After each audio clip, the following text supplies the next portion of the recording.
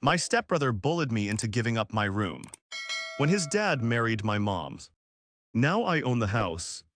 And he's homeless. Looking back now, I can see how everything was set up to go wrong from the very beginning. I was 14 when mom sat me down in our small kitchen and told me she was getting married again. The excitement in her voice was something I hadn't heard since before dad died 3 years earlier. She deserved happiness and I wanted that for her, but I had no idea what was coming. The wedding was small, just family and a few close friends. My new stepfather seemed decent enough, quiet, polite, always asking how school was going. But his son was a different story entirely. He was 16, 2 years older than me, and from the moment we met at the rehearsal dinner, I could tell he saw me as some kind of threat or obstacle. The first few weeks after they moved in were manageable. We had a 3-bedroom house. Mom and her new husband took the master bedroom. I kept my room and my stepbrother got the guest room. It wasn't huge, but it was fine. Or at least I thought it was fine. Everything changed about a month after the wedding. I came home from school one day to find my stepbrother sitting on my bed, going through my things. Not just looking around, actively going through my desk drawers, my closet, even under my mattress. When I asked what he was doing, he just shrugged and said he was checking out his new room. I told him this was my room, had been my room since we moved into this house when I was 8. He laughed and said not anymore. According to him, his dad had talked to my mom, and they decided that since he was older and bigger, he should get the larger room. My room was about twice the size of the guest room, with better windows and a bigger closet. When I went to find mom to ask about this, she was in the kitchen with my stepfather. The conversation was awkward and uncomfortable. Mom kept looking between her new husband and me, clearly torn.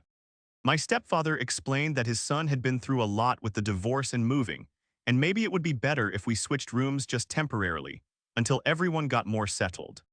I could see mom wanted to say no, wanted to stick up for me, but she was still in that honeymoon phase where she didn't want to cause any conflicts. She asked if I would mind switching just for a while, just until things calmed down.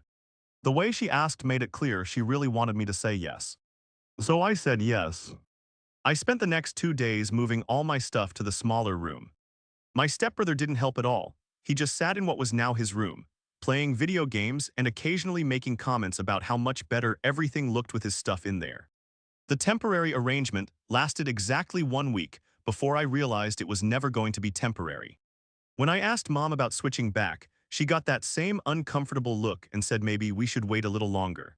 My stepfather was always nearby during these conversations, not saying much but somehow making his presence felt. Things got worse over the next few months. My stepbrother started treating me like I was some kind of servant in my own house. He'd leave messes in the bathroom we shared, knowing I'd clean them up because I couldn't stand the smell. He'd eat my food from the fridge, use my school supplies without asking, and somehow always had an excuse when confronted. But the worst part was how he'd act different when our parents were around. When it was just us, he was demanding and dismissive. When mom and his dad were home, he was the perfect stepbrother, asking how my day was, offering to help with homework, even suggesting we watch movies together. Our parents ate it up, constantly commenting on how well we were getting along. The room situation became a constant source of tension. I'd bring it up every few weeks, and there was always a reason why now wasn't a good time to switch back. My stepbrother needed stability during the adjustment period. The school year was too stressful to make changes. We should wait until summer. Then summer came and went, and suddenly it was better to wait until after the holidays. By the time I turned 15, I'd been in the small room for almost a year. I'd given up asking about switching back. My stepbrother had completely taken over what used to be my space, and everyone seemed to have forgotten that it was ever supposed to be temporary. High school brought new challenges. My stepbrother was a senior now, and he'd established himself as one of the popular kids. He played sports, dated the homecoming queen, and had a constant stream of friends coming over. These friends treated me like I was invisible at best, or like some kind of annoying little brother at worst. The house felt different with all these people constantly around. My small room became my refuge, the only place where I could have any privacy or peace. I started spending most of my time there, coming out only for meals and school. Mom noticed and asked if everything was okay, but how could I explain that I felt like a stranger in my own home? My stepbrother graduated that spring and announced he was taking a gap year before college. This meant he'd be home for another full year, working part-time and hanging out with his friends. I was hoping that maybe with graduation done, things would change, but they only got worse. With more time on his hands, my stepbrother became even more demanding. He'd blast music late at night, have friends over constantly, and somehow I was always the one who had to clean up after everyone. When I complained, I was told I was being dramatic, or that I should be grateful to have such a social household. The breaking point came during the summer before my junior year. My stepbrother's girlfriend had been staying over more and more often, basically living in what used to be my room. One night I heard them talking through the thin walls, and she was complaining about how small the room was. My stepbrother assured her that once I graduated and moved out, she could redecorate however she wanted. That's when it hit me in their minds this was permanent. I was never getting my room back. I was just expected to accept this arrangement until I turned 18 and left for college. Then they'd have the whole house to themselves. I spent the rest of that summer working odd jobs around the neighborhood, saving every penny I could. I told my parents I was saving for a car, but really I was saving for independence. I knew I needed to find a way out of this situation, but I had no idea what that way would look like. Junior year was brutal. Between schoolwork, my part-time job, and the constant tension at home, I was exhausted all the time. My grades started slipping, and I had to drop out of the activities I'd been enjoying. Mom was worried but attributed it to typical teenage stress. The worst part was watching my stepbrother coast through his gap year. He'd sleep until noon, play video games, hang out with friends, and occasionally work a few hours at his part-time job. Meanwhile, I was getting up at 6, going to school, then working until 9 or 10 at night. The unfairness of it all was eating me alive. Everything changed the week before my 17th birthday. I was walking home from work when I noticed an ambulance in front of our house. My heart stopped. All I could think about was Mom. I ran the last 2 blocks, imagining the worst possible scenarios. But it wasn't Mom's. It was my stepfather. He'd had a massive heart attack while watching television. By the time I got inside, he was already gone. The paramedics were packing up their equipment, and Mom was sitting on the couch in shock, staring at nothing. The next few days were a blur of funeral arrangements, phone calls, and relatives I barely knew. My stepbrother was devastated for all his faults. He genuinely loved his father. I felt bad for him, but I also couldn't help wondering what this meant for our living situation. The answer came about a month after the funeral. Mom and I were going through my stepfather's papers, trying to get his affairs in order, when we discovered something that changed everything. The house, our house, the one I'd been living in for almost a decade, wasn't in Mom's name. It was in my name. Apparently, after Dad died, he'd left everything to me in a trust. The house, his life insurance, money, everything. The trust was managed by Mom until I turned 18, but legally I was the owner. My stepfather had been living in my house for the past 3 years. Mom was as shocked as I was. She'd never looked at the trust documents carefully, just assumed Dad had left everything to her. But Dad had been smart about it. He'd wanted to make sure I was taken care of, no matter what happened to Mom. The implications were staggering. I owned the house my stepbrother had been treating like his personal kingdom. I owned the room he'd bullied me out of. I owned everything he'd been acting like he had a right to. But here's where it gets complicated. I loved my mom, and I could see how much she was struggling with grief. She'd lost her husband, and now she was dealing with the financial and emotional aftermath. My stepbrother was clearly planning to stick around indefinitely, treating the house like his inheritance. I made a decision that night. I was going to wait until my 18th birthday, then I was going to take control of my property. I had 6 months to figure out exactly how I wanted to handle it. Those 6 months were the longest of my life. I watched my stepbrother continue to act like he owned the place, making plans for the future that didn't include the possibility of me having any say in anything. He'd talk about renovating the kitchen, about getting a dog, about having his girlfriend move in officially. All while I sat there knowing that legally he was a guest in my house. The hardest part was keeping it from Mom. She was still grieving, still trying to figure out how to manage everything on her own. I didn't want to add to her stress, but I also knew I couldn't let things continue the way they were. 2 weeks before my 18th birthday, I finally told Mom about my plans. We had a long, difficult conversation about the future. She understood why I needed to take control of my property, but she was worried about my stepbrother. Where would he go? What would happen to him? I'd been thinking about this for months. I told Mom she could stay as long as she wanted. This was her home too, and I wanted her to be comfortable. But my stepbrother was going to have to find somewhere else to live. I was done being pushed around in my own house. Mom asked if I would at least give him some time to find a place, maybe a few months to get on his feet. I agreed to give him until the end of the summer, but that was it. After that, he'd have to go. My 18th birthday was on a Tuesday. I spent the morning at the courthouse, officially taking control of my trust and filing the paperwork to make myself the legal owner of the house. By afternoon, I was holding documents that proved what I'd known for months. I owned the place my stepbrother had been treating like his personal property. That evening, I sat down with both Mom and my stepbrother to explain the situation. My stepbrother's reaction was exactly what I'd expected: denial, anger, and then bargaining. He couldn't believe that the house wasn't his father's to leave to him. He couldn't accept that he'd been living in my house all this time. The conversation got heated quickly. My stepbrother accused me of being vindictive and petty. He said I was trying to get revenge for some imagined slights. He even suggested that I was lying about the ownership documents. I stayed calm and showed him the paperwork. Legal documents don't lie. The house was mine, had been mine since I was 14, and I was giving him until the end of August to find somewhere else to live. The next few months were tense but manageable. My stepbrother spent most of his time either job hunting or hanging out with friends, clearly hoping that if he just ignored the situation, it would go away. I used the time to make some changes around the house. First, I moved back into my old room. It felt incredible to reclaim that space, to sleep in the room with the good windows and the big closet. My stepbrother complained, but there wasn't much he could do about it. It was my house and I was done accommodating him. I also started making some updates and improvements. Nothing major, just things that made the house feel more like mine. I painted a few rooms, updated some fixtures, and generally made the place feel more comfortable for Mom and me. August came and went, and my stepbrother made no effort to find alternative housing. He seemed to think that if he just waited long enough, I'd change my mind or back down. He was wrong. On September 1st, I gave him formal written notice that he had 30 days to vacate the property.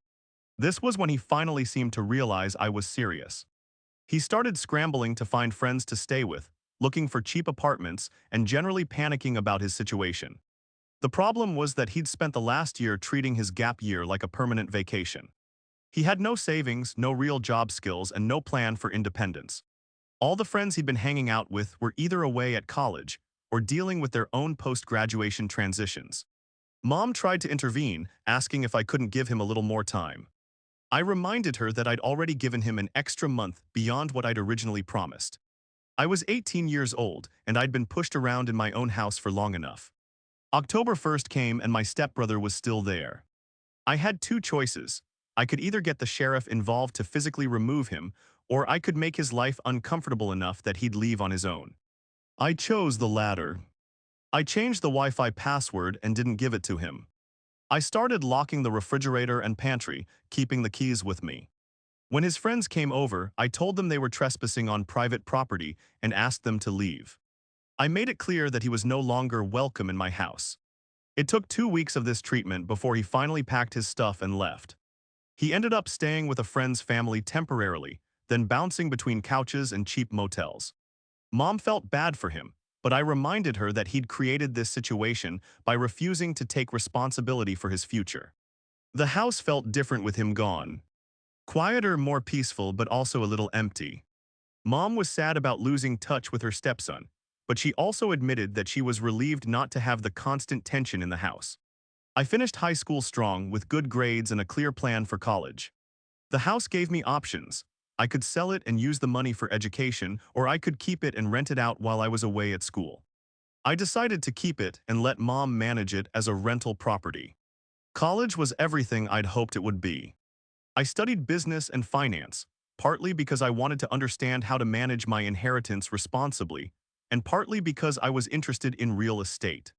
Having owned property at such a young age gave me a different perspective on financial responsibility. During my sophomore year, I got a call from Mom that surprised me. My stepbrother had been asking about me, wondering if he could come by the house to talk. He'd been having a rough time bouncing between jobs, struggling with housing, and generally having trouble getting his life together. I was hesitant at first. Part of me felt like he'd made his bed and should lie in it. But Mom pointed out that he'd been just a kid too when all this started, and maybe he'd learned something from the experience. I agreed to meet with him over winter break. He looked different, older, more tired, and definitely more humble. He apologized for how he'd treated me, acknowledged that he'd been wrong to try to push me around in my own house, and asked if there was any way we could start over. It was a good conversation, but I made it clear that while I was willing to forgive, I wasn't going to forget. He'd had his chance to be a decent stepbrother, and he'd chosen to be a bully instead. I wasn't going to put myself in a position to be taken advantage of again. He asked if he could rent a room from me, offering to pay market rate and follow whatever rules I set. I told him I'd think about it, but honestly, I wasn't interested in being his landlord. Some relationships are too damaged to repair, and ours was one of them. I graduated college with a degree in business and a clear plan for my future. The house had appreciated significantly in value, and I had options. I could sell it and use the money to start my own business, or I could keep it as an investment property. I chose to keep it, but I made some major changes. I converted it into a duplex, creating two separate living spaces. Mom could live in one side rent-free, and I could rent out the other side for income. It was a perfect solution that gave her security and me financial flexibility. The irony wasn't lost on me. My stepbrother had spent years acting like he owned the place, making plans for the future that didn't include me. Now I was the one making plans for the property, and he wasn't part of them. Last I heard, he was still struggling to find stable housing and employment. He'd bounced between several jobs and living situations, never quite getting his feet under him. Meanwhile, I was building a successful career and managing multiple properties. Sometimes I wonder if I should have been more generous, if I should have given him more chances or more help. But then I remember how he treated me when I was just a kid trying to navigate a difficult family situation. I remember how he took advantage of my mom's desire to keep the peace, how he made me feel like a stranger in my own home. I don't regret how I handled things. I learned early that sometimes you have to stand up for yourself, even when it's uncomfortable or difficult. I learned that being kind doesn't mean being a pushover, and that forgiveness doesn't require forgetting the lessons you've learned. The house is still mine, and it's become the foundation for a real estate portfolio that's given me financial security and independence. Mom is happy and comfortable, living rent-free in a place she's called home for over a decade. And my stepbrother is learning the hard way that actions have consequences, and that you can't build a future on the assumption that someone else will always take care of you. Looking back, I can see how everything that happened shaped who I became. The experience taught me about property rights, about standing up for myself, and about the importance of making your own way in the world. It wasn't easy, but it was necessary.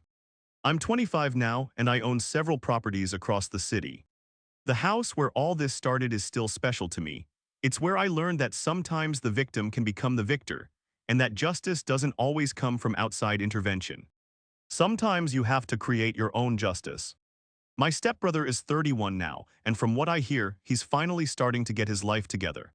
He's found steady work and a small apartment, and he's apparently learned some valuable lessons about responsibility and independence. Part of me is happy for him, but I'm also glad I didn't compromise my own boundaries to make his life easier. The best part of all this is that I did it without being vindictive or cruel. I didn't humiliate him or try to destroy his life. I simply took control of what was legally mine and made decisions based on what was best for me and Mom. Sometimes the most powerful revenge is simply refusing to be a victim anymore. My stepbrother bullied me into giving up my room when I was just a kid, thinking he could push me around because he was bigger and older. He thought he could take advantage of my mom's desire to keep the peace, and he thought he could make himself at home in my house without any consequences. He was wrong about all of it. Now I own the house, I make the rules, and he's learned that actions have consequences. It took several years, but justice eventually came around. And the best part is that I didn't have to compromise my principles or become someone I didn't want to be in order to achieve it. Sometimes people ask me if I feel bad about what happened to my stepbrother. The honest answer is that I feel bad for the situation overall, but I don't regret the choices I made. He had opportunities to do the right thing, to treat me with respect, and to plan for his own future. He chose not to take those opportunities. I chose to take control of my own life and my own property. I chose to prioritize my own well-being and my mom's security over his comfort and convenience. Those were the right choices, and I'd make them again if I had to. The house is still mine, and it always will be. Mom is happy and secure, and I've built a successful life based on the foundation of that early experience. My stepbrother is finding his own way in the world, finally learning the lessons he should have learned years ago. It's not the family dynamic anyone would have chosen, but it's the one we created through our choices and actions. I can live with that, and I sleep well at night in the room that was always rightfully mine.